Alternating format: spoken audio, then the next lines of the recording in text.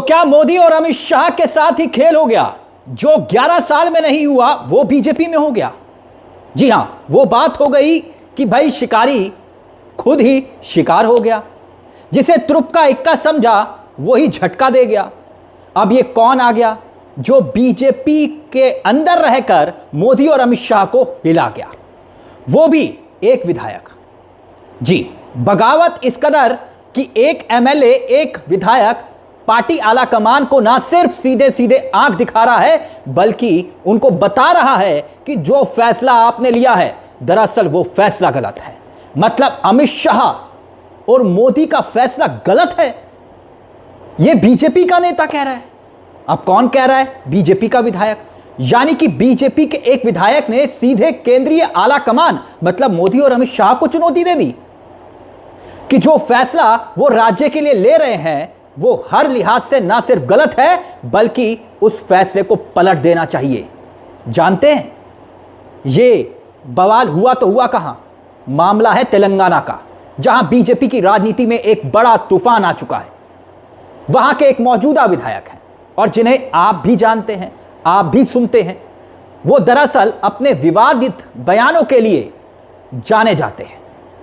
वो कोई और नहीं बल्कि टी राजा उर्फ टाइगर राजा। जो उनके समर्थक हैं उनको टाइगर राजा कहते हैं, वही बोलते हैं। अब टी राजा बीजेपी के सदस्य हैं मगर उन्होंने इस्तीफा दे दिया विधायक होते हुए। यानी पार्टी की भीतर इस्तीफे का शोर। अब ये मौजूदा दौर में बीजेपी के विधायक हैं, समझिएगा, और छोटे मोटे विधायक नहीं, बड़े जाने माने चेहरे विधायक हैं जो आए दिन मोदी जी का गुणगान किया करते थे।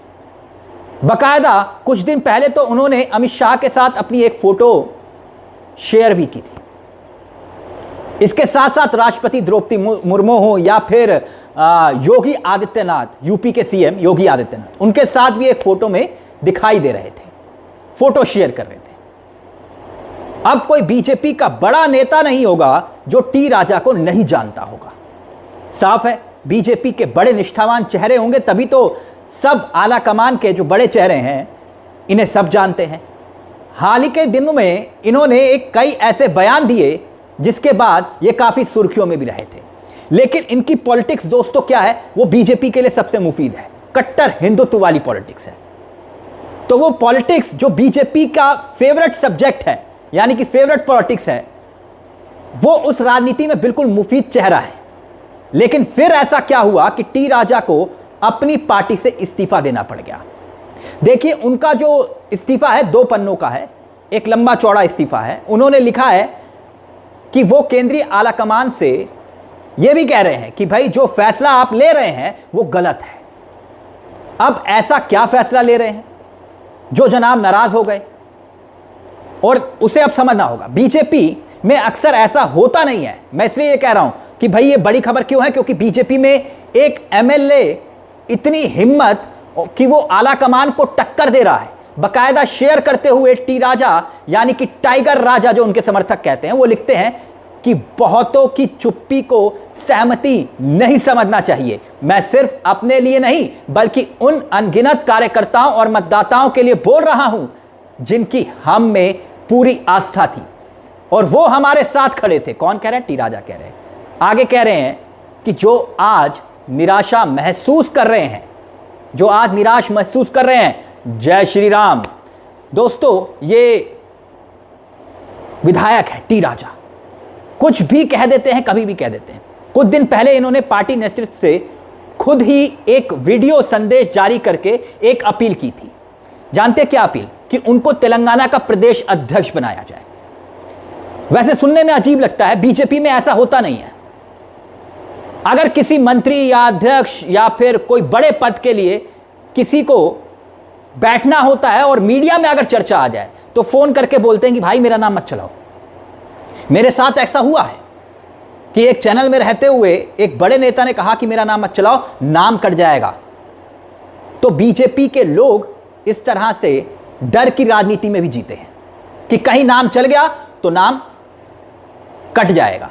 लेकिन हुआ क्या कि इन एमएलए साहब ने यानी कि डी राजा ने बाकायदा खुद एक वीडियो संदेश बनाया और पार्टी आला कमान से अपील कर दी कि मैं ही सही कैंडिडेट हूं मुझे ही प्रदेश अध्यक्ष बनाओ, यानी कि प्रदेश का राजा, मुझ पर विश्वास जताओ, मैं सरकार लेकर आऊंगा। बकायदा उन्होंने एक एजेंडा तैयार किया था कि जब प्रदेश अध्यक्ष की कुर्सी उन्हें मिलेगी तो वो तेलंगाना में कैसे काम करेंगे, गौरक्षा के लिए एक अलग से प्रयास करेंगे। तेलंगाना को लेकर बहुत ज़्यादा तैयारी उन्होंने कर रखी थी, एजेंडा सेट था। वो चाहते थे कि आने वाली जो सरकार बने वो बीजेपी की बने और उसका वो सबसे बड़ा चेहरा हो, तो इसलिए वो चाहते थे कि उन्हें प्रदेश अध्यक्ष बनाया जाए।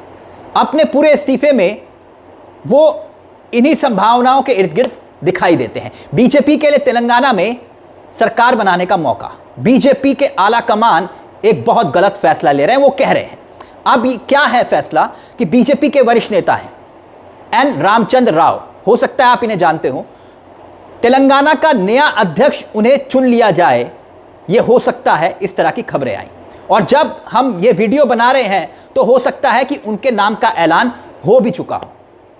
रामचंद्र राव हाईकोर्ट के अधिवक्ता भी रहे और पूर्व में एमएलसी भी रह चुके हैं, तो बहुत संभावना है कि इन्हें ही प्रदेश अध्यक्ष की कुर्सी मिल जाए। खबर यह है।